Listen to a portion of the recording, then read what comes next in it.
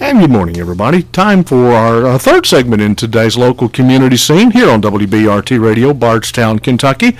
And we're pleased to have in the studio with us Sister Judy Morris. She is the promoter of justice for the Dominican Sisters of Peace. And Sister, good morning and welcome to WBRT. You pass through this community a lot, don't you? Just about every day. Thank you for inviting me. It's a pleasure to be here. Okay. Tell us first about the order, the Sisters of Peace, Dominicans. Dominican Sisters of Peace. Our headquartered mother house is in Columbus, Ohio. We in Kentucky do have the St. Catherine Mother House. We are just under 600 sisters and a little over 500 associate members in 28 states and in several other countries outside the United States. Okay. Well, you, as a member of the sisters, y'all have, as a group, have just adopted, we'll put it this way, a new policy, and that's what we're here to talk about today. If you will, tell us what it is and why, and then we'll kind of go from there. Recently, we declared all of our institutions weapons-free zones. So that means that weapons are not permitted in any of our buildings, in our mother houses, educational institutions, retreat centers, environmental centers, healthcare facilities. So that is been in the last 2 months that's happened. And in our area, again, that would be your mother house and St. Catherine's College. Correct, and it would be Sainsbury Healthcare Facility, which is also on the grounds of our mother house. Okay. So multiply that several times over in any of our mother houses and other facilities. Now, as you and I were talking before we came on the air here, you said this is about common sense, about the fact that if we just have a little common sense in our world, we have a whole lot less violence, and that so if you would kind of expand upon that. Well, we believe that this is not an effort to take guns away from people around the country. There are a number of common sense pieces of legislation in our United States House right now that, if implemented, we believe could prevent homicides and suicides in many instances. For instance, there's a House Bill 308 that was initiated by Congresswoman Carolyn McCarthy in New York, and this would ban large capacity ammunition magazines. These ammunition magazines could hold 30, 50, or even 100 bullets, and they have no place in a civil society. The purpose is to kill many people at one time. The purpose is not for hunting or personal safety. These were used in Tucson, in the massacre in Virginia Tech, Fort Hood, and Columbine. These could have been prevented if the manufacture and sale were not approved. Now, this legislation was in place during the Bush administration, and it was allowed to expire.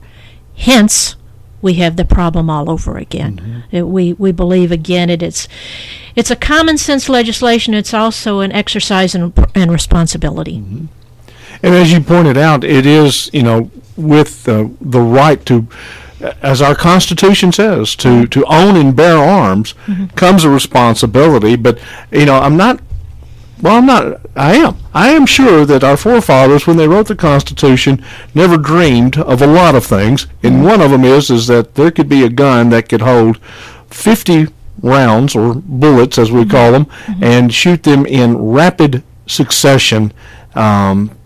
Probably, never dreamed of that back in the the 1700s, as we are, they're writing our Constitution, and we are sitting there defending ourselves with muskets against the British. I'm sure that never crossed their minds. Right. Yeah. Right. The Catholic order has always talked about the right to, our beliefs of life, from birth to death. And as you pointed out, you said, the death penalty is I believe, legal in Kentucky. Correct. And I don't know, there may be some things going on now, but you're talking about the number of, the states that do have the death penalty as the ultimate punishment don't really show any statistical proof that it deters these horrible crimes that would warrant it. That's correct. There are 35 states that still maintain the death penalty. Kentucky is one of them. And the statistics indicate that has not made us safer. In fact, those states tend to have higher instances of homicides. So basically we say we look for nonviolent solutions to problems of violence. And what is clear is meeting violence with more violence simply escalates violence. That's not a solution. That's part of the problem. And gun proliferation is one of the faces of violence we have in our country, and we feel each of us can do something about it.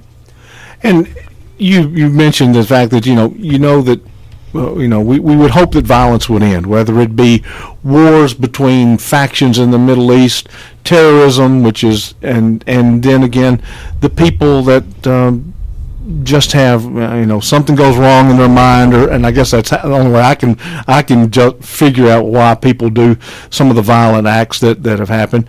But and that your order's declaration won't stop that.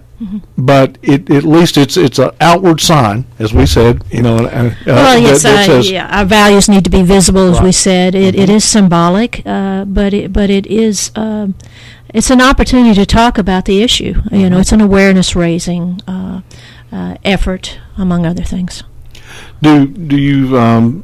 I don't know that any state has gone in and enacted, but they can. I mean, maybe they have. States have gone in and enacted gun control legislation specific to their state. And, of course, I'm sure it's probably been challenged by certain groups in courts of law, maybe all the way up to the U.S. Supreme Court. Yeah. Every state can enact responsible gun legislation. Unfortunately, here in Kentucky, we had a bill passed, I'm not sure how many years ago, that makes it legal to carry guns into churches. Now, why?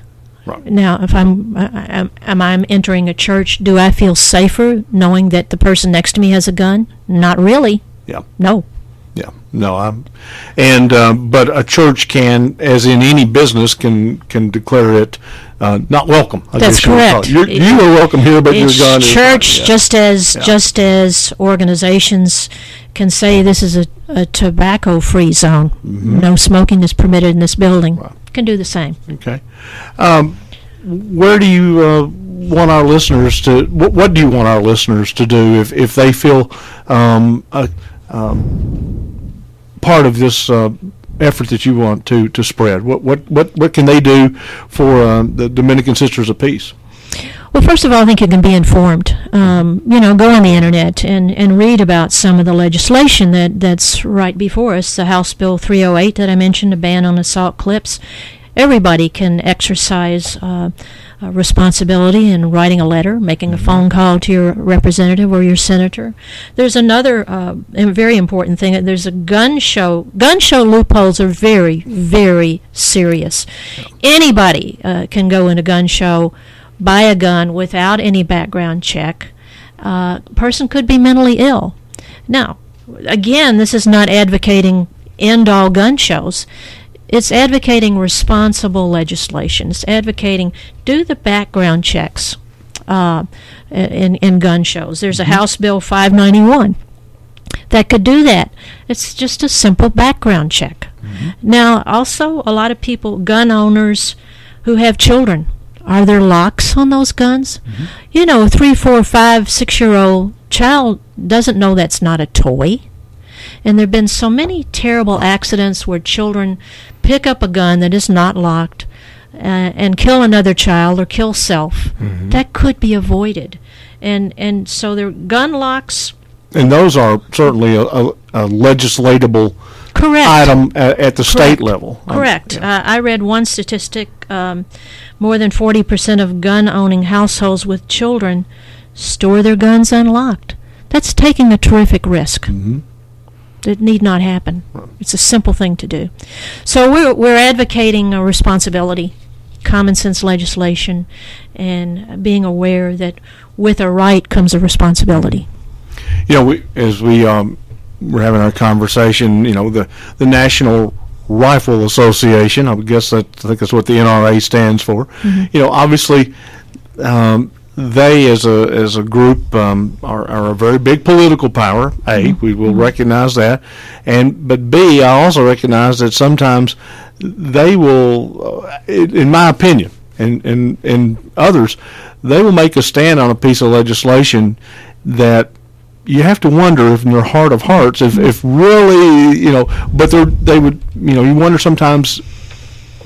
Many groups, they're making a stand just to make one, and not really being 100% convinced by it. When that or other organizations try to block legislation that, as you said, has a common sense written all over it. The protect our people, protect our children from things such as having a gun that doesn't have a lock on its trigger. Correct. Yeah, it's a misinterpretation of the Second Amendment. And so what we don't have a left-wing agenda, we don't have a right-wing agenda, we have a peace agenda. It's that simple. Okay. Anything else that we need to cover this morning that we haven't on what the Dominican Sisters of Peace are doing with this declaration? No, just invite people, if they have a question or concern, they can contact me. Okay, and how do they do that? My email address is jmorris@oppeace.org. That's probably the simplest way to make contact. And you say you are at in Springfield? So my office is at St. Catherine Mother House. Mm-hmm. Okay. That's correct. Okay. Yeah. So people can get a hold of you there by as easy as driving down. Do you keep... What hours do you keep there, or do they need to call in advance to make? Usually they're around 8:45 to 4:30, or maybe a little after. So I invite anybody. Just don't bring a gun in the building, but I invite you to come in. Now, the decals are posted. The decals are posted on all buildings on the campus. Okay.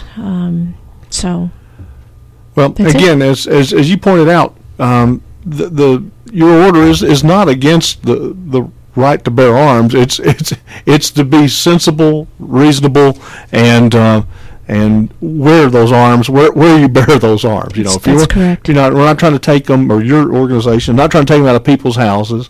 They're just trying to, as you say, make an outward visible sign, is the terminology we use in the church quite often, that we are for peace, and it's got to start somewhere, and we hope that your efforts and others end with some success. Well, I think peace begins with the individual. You have a peaceful heart. So there's the individual who lives peacefully and promotes peace at work, at home, and in the public sector. And so we believe that each individual committed to that can make a difference in our country. Okay. Well, Sister Judy Morris, thank you so much for stopping by here today to talk with us about this. And again, if anyone would like to talk with you further, they can get a hold of you at the Mother House and adjacent to the St. Catherine's campus. That's and right. And I'm sure you would be more than welcome to come speak to civic groups if any of those are listening in today. Certainly would. Yeah, I would welcome the opportunity. Okay. And we do appreciate you taking time today to come by here, and we wish you much success, and we hope many others take up this cause and continue to work for peace. We know we don't have it and may never have it around the world, but we certainly doesn't mean we shouldn't try right here. Start at home, and everything we do helps a little. Thank you for the invitation. I appreciate it. Okay. Sister Judy Morris from the Dominican Sisters of Peace, and again, we thank her for coming by today. It's 11:49 here at WBRT Radio, and this is WBRT Radio, Bardstown, Kentucky.